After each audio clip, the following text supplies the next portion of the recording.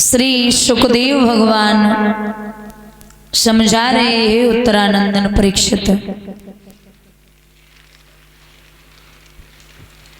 बड़ी पावन चर्चा चल रही थी माखन चोरी की। भगवान ने गोपियों के साथ में किस तरीके से ये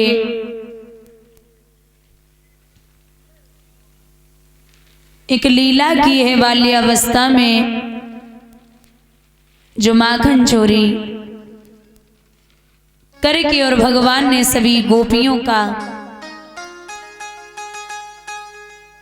हृदय अपने वश में किया है। और कहते हैं कि कृष्ण के बिना गोपियां एक पल नहीं रह पाती थी। बुजुर्गों, विद्वान तो यहाँ तक कहते हैं कि एक गोपी ब्रज की, मतलब जितनी भी गोपियां थी, अगर एक गोपी की सुंदरता बताई जाए तो 100 अप्सराएं नहीं, 1000 अप्सराएं मिला के एक गोपी बनती है ब्रज की। बड़ी सुंदर थी गोपियां। ऐसे उपद्रव थे कृष्ण के। एक समय तो एक गोपी ने जहां मटकी रखी थी वहां पे एक घंटी टांगी और जवाब दो, जब कृष्ण आए तो तू बजना प्रारंभ कर देना। कन्हैया आए, मटकी उतारी, घंटी नाय बजी।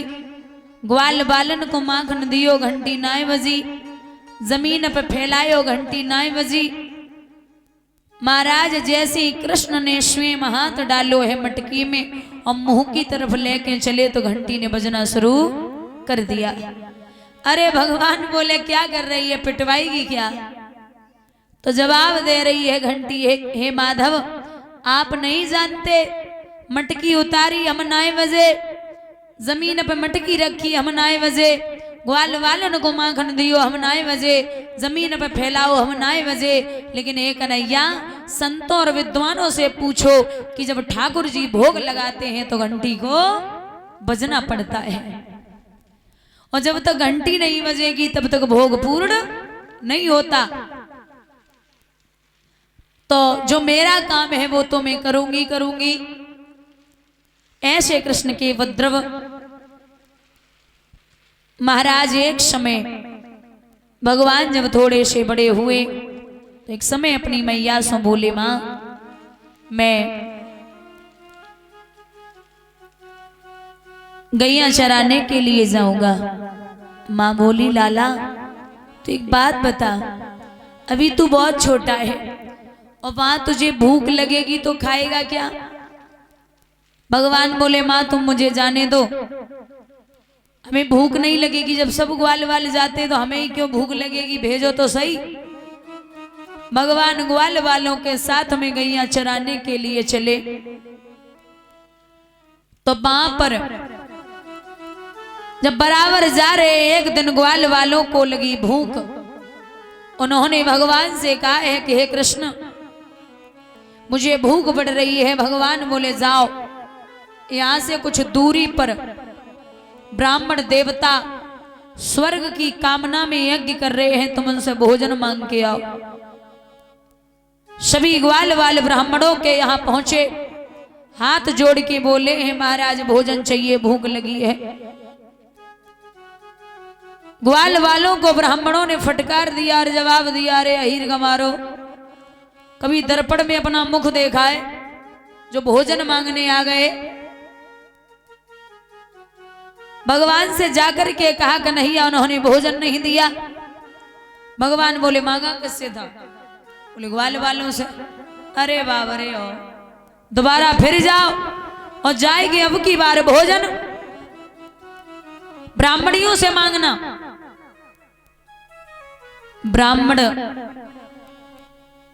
जैसे ही सुना है दामा ने तो जवाब दो, हाँ मैं ब्राह्मण से गाली खाए के आए, अब उनकी पत्नियों से जाएंगे तो मार तो पक्का पड़ेगी। मान जाओ कन्हैया, मैं नहीं जाऊंगा। लेकिन भगवान ना माने, भेजा है तो जैसे ही भेजो, ब्राह्मणियों ने अपना अपना भोजन उठाया और ग्वाल वालों को दे दिया। भगवान ने वरदान दिया है, जाओ पंडित जिंदगी भर कमाते कमाते मर जाएंगे, तुम घर पे बैठे बैठे खाओगी। बोली गोविंद भगवान की। एक समय भगवान ने ग्वाल वालों से कहा है कि अपने अपने घर से भोजन लेके आना, मैं बताऊंगा किसकी मैया कैसा भोजन बनाती है। तो व्रज के सभी ग्वाल वाल भोजन लेके गए, लेकिन एक मधु नाम का सखा भोजन लेके नहीं गया, वो छाछ लेके गया है, मठा। भगवान ने सबके भोजन किए, तो मधु नाम के सखा ने विचार किया कि ये 56 प्रकार के भोजनों को खाने वाला मेरी छाछ को क्या पिएगा, इसलिए कोने में बैठ के छाछ को पीने लगा। भगवान की निगाह जब मधु नाम के सखा पे पहुंची, तो वह पूरी छाछ पी चुका था, जरा सी छाछ मुंह में बची थी। भगवान के देखते ही देखते उस छाछ को पेट में पहुंचाने ही वाला था, तब तक कन्हैया ने दोनों तरफ से मुक्का मारा, छाछ बाहर। भगवान उसके मुख को, होठों को चाटने लगे। ये बात ब्रह्मा जी को जची नहीं, उन्हें ये अच्छा नहीं लगा और विचार किया कि ये कैसा ब्रह्म है जो दूसरों का झूठा गाता है, हम इसे ब्रह्म कह ही नहीं सकते।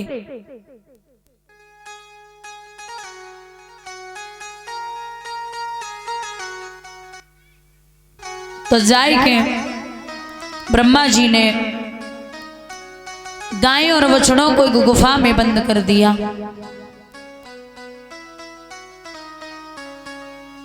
भगवान देखने के लिए पहुंचे तो वापस आए, ग्वाल वाल भी गुफा में बंद।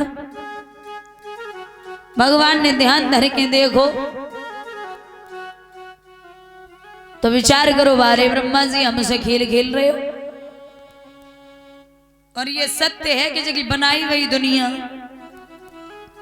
इतनी चालाक है, इतनी सुंदर है, तो वो बनाने वाला कितना चालाक और कितना सुंदर होगा।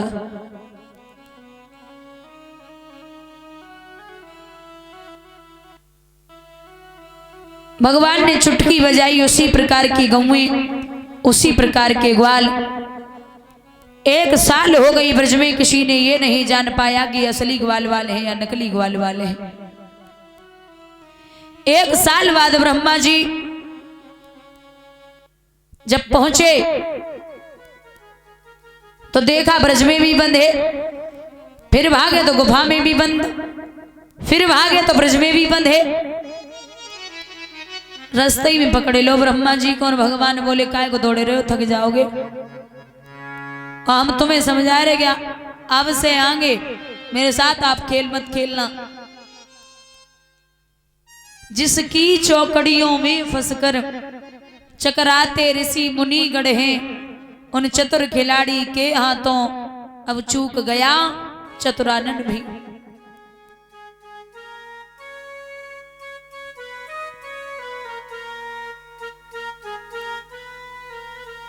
समझायो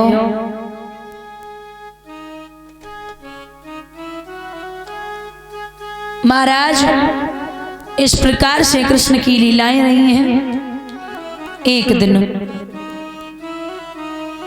भोजराज कंस की कचहरी लगी हुई है, क्या बात है। तो बाबा नारद पहुंचे हैं बीड़ा को बजाते हुए, कैसे, श्रीमन नारायण नारायण हरि हरि,